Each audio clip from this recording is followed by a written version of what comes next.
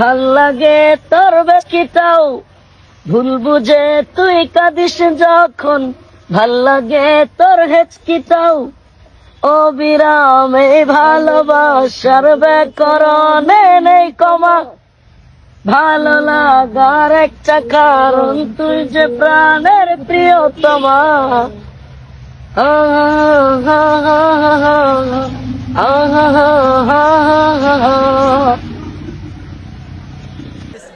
রাগ তোলেন না, কিন্তু জানেন না যে আমার একটা রাগ আছে শৈল।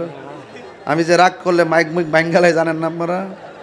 বলেন প্রতি নেক কাজের আগে এ আওয়াজ তো হবে না হুজুর, আরো বড় লাগবো। প্রতি নেক কাজের আগে, প্রতি নেক কাজের আগে গাঞ্জা খাওয়ার সময়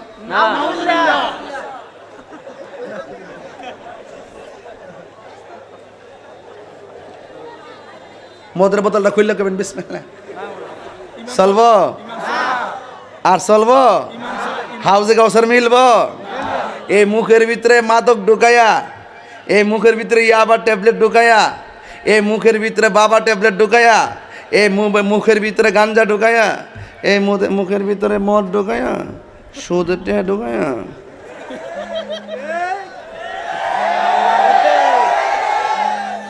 আঙ্গদেশের অনেক মৌলবীরা তো ডরে সুদের ওয়াজই করে না।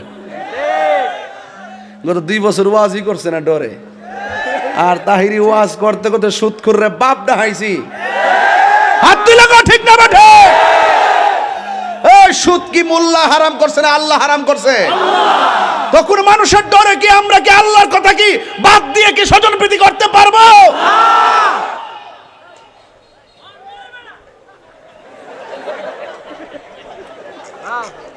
একটু একটু বন বেড়ের বেড়া। আচ্ছা ইয়ানো বন বেড়ে কি তৈল অত নবীনগরে রে, ও এর লাগি তো আঙ্গ দেশের মানুষ তো কলিজা আছে মাশাআল্লাহ। দেখেন না রুমিন ফানানা যে কথা কিয়ামত করল না মোটামুটি একটাই 100 মার হাবা। আরে কথা কইস না বাবা, অতলা কথা কইস না। যৌক্তিক দাবি আদায়ের লড়াই, হক কথা বলতে গেলে হিম্মত লাগে। আপনি যে কোনো দল করেন হিম্মত রাখবেন, সম্মান পাবেন। কথা কোন ঠিকই, তেলবাজি চলবে না, তেলবাজি। রবীন ফারানা কইছে যে সারা দেশে আমার ব্রাহ্মণবাড়িয়ার গ্যাস সারা দেশে বা তার আগে ব্রাহ্মণবাড়িয়া পায় না কেন? এটা যৌক্তিক দাবি, কথা বলেন ঠিক না বেঠিক? যাক, এটা আমার মকসুদ না। মকসুদ হলো আওয়াজ জোরে করতে হইব। আপনি যদি গাঞ্জা খাওয়ার সময় যখন বিসমিল্লাহ কাম হইব, ইমান কি হয়ে যাবে?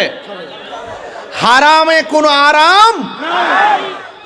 হারামে কি আরাম আছে? সুদখোর।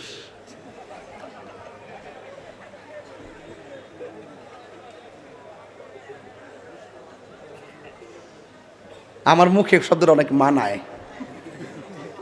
কি হবে বেঁচে থেকে, কি হবে বেঁচে থেকে? চলবো এই পেকুয়ার মানুষ চলবো, এই রাজাকালী মানুষ চলবো, এই চক্রিয়ার বাবারা চলবে। কি হবে বেঁচে থেকে? অযথা বিদ্যা শিখে যদি না গড়তে পারি সুদ মুক্ত সমাজটাকে। কথা কোন ঠিক না? কি হবে বেঁচে থেকে? অযথা বিদ্যা শিখে যদি না গড়তে পারি মাদক মুক্ত সমাজটাকে।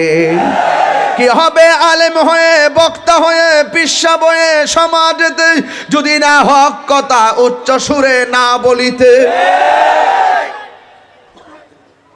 সবার হাত তো ওঠে নাই, এইভাবে দিবেন ঠিক। আর মনে মনে নিয়ত করবেন যে সুদ করে সাফারাত দিতেছে, এইভাবে দিবেন ঠিক। পারবেন না আপনারা ইনশাল্লাহ? কি হবে আলেম হয়ে ইমাম সাজে সমাজে যদি না হক কথা উচ্চ সুরে না বলিতে। চাকরি বই করহ যদি ছেড়ে দাওয়াই না গদি, চাকরি বই করহ যদি ছেড়ে দাওয়াই না গদি। কি হবে ধোঁকা দিয়ে আল্লাহকে, কি হবে ধোঁকা দিয়ে আল্লাহকে। কি হবে বেঁচে থেকে? অযথা বিদ্যা শিখে যদি না গড়তে পারি মাদক মুক্ত সমাজটাকে। কি হবে আকাশ চুয়া বিলাসবহল বাড়ি গাড়ি না খেয়ে কত মানুষ পরপারে দিচ্ছে বাড়ি। আজরাইল আসবে যবে মাটিতে পড়ে রবে, আজরাইল আসবে যবে মাটিতে পড়ে রবে, কোনো কাজে লাগবে না তোর বিল্ডিংটাকে, কোনো কাজে লাগবে না তোর বিল্ডিংটাকে। কি হবে বেঁচে থেকে? অযথা বিদ্যা শিখে যদি না করতে পারি সুদ মুক্ত সমাজটাকে, যদি না করতে পারি ঘুষ মুক্ত সমাজটাকে। এখন ঘুষ খাওয়া অন্যায়, সুদ খাওয়া অন্যায়, মাদক খাওয়া অন্যায়, সব অন্যায় কাজ থেকে একটা ইবাদত তোমাকে ফিরে রাখবে। একটা ইবাদত করলে সব অশ্লীল কাজ থেকে তোমাকে আল্লাহ ফিরে রাখবেন। এই আয়াতের পরের শব্দ ফাসাল্লি লিরাব্বিকা ওয়ানহার। আল্লাহ বলে হ্যাঁ বন্ধু, আমি আপনাকে হাউজে কাউসার দান করেছি। ফাসাল্লি লিরাব্বিকা ওয়ানহার, আপনি নামাজ পড়ুন, ওয়ানহার কুরবানি করুন। আমি 9টা তাফসির দেখেছি, এখানে আল্লাহ বলছেন বন্ধু নামাজ পড়ুন। কোন তাফসিরে লিখেছেন এই নামাজ মানে হলো 5 ওয়াক্ত নামাজ। আবার কোন তাফসিরে লিখেছেন এই নামাজ মানে হলো ফাতাহাজ্জাত বিহি নাফিলাতাল্লাকা আসা আসা আইয়াবাসাকা রাব্বুকা মাকামাম মাহমুদা। আল্লাহ যে বলছে বন্ধু নামাজ পড়ুন, এখানে ফাসাল্লি মানে হলো তাহাজ্জুদের নামাজ। আবার কোন তাফসিরের মধ্যে বলা হয়েছে যেহেতু ফাসাল্লির পরে ওয়ানহার আছে কুরবানি করুন, যেহেতু ওয়ানহার আছে এখানে ফাসাল্লি মানে হলো আপনি কুরবানি করুন। ঈদের নামাজ ঈদুল আজহাকে বোঝানো হয়েছে। যদি কন্যা সুবহানাল্লাহ, একটু ভাঙছি আর কি হালকা, একটু সপ্তর বলা সম্ভব না। এরপর আমার যুবক ভাইরা, ফাসাল্লি লিরাব্বিকা ওয়ানহার, ও বন্ধু আপনি নামাজ পড়ুন এবং কুরবানি করুন। এই জন্য আমার আল্লাহ বলে দিয়েছেন কুল ইন্না সলাতি ওয়া নুসুকি ওয়া মাহইয়ায়া ওয়া মামাতি লিল্লাহি রাব্বিল আলামিন। আল্লাহু আকবার বলে গেলেন, কত মধুর কোরআন তেলাওয়াত রে। আবার আমার সাথে বলেন কুল ইন্না সলাতি ওয়া নুসুকি ওয়া মাহইয়ায়া ওয়া মামাতি লিল্লাহি রাব্বিল আলামিন।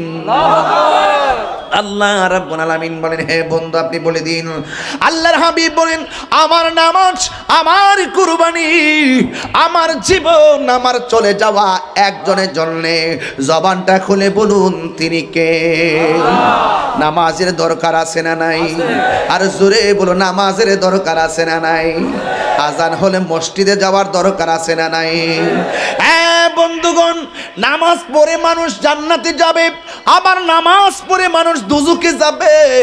আমিলাতুন নাসিবাতুন তাসলা নারান হামিয়া, গাট্টি পরিমাণ আমল করে দুজুকের মধ্যে যাবে একমাত্র নামাজের ব্যাপারে উদাসীন হওয়ার কারণে, লোক দেখানো নামাজি পড়ার কারণে।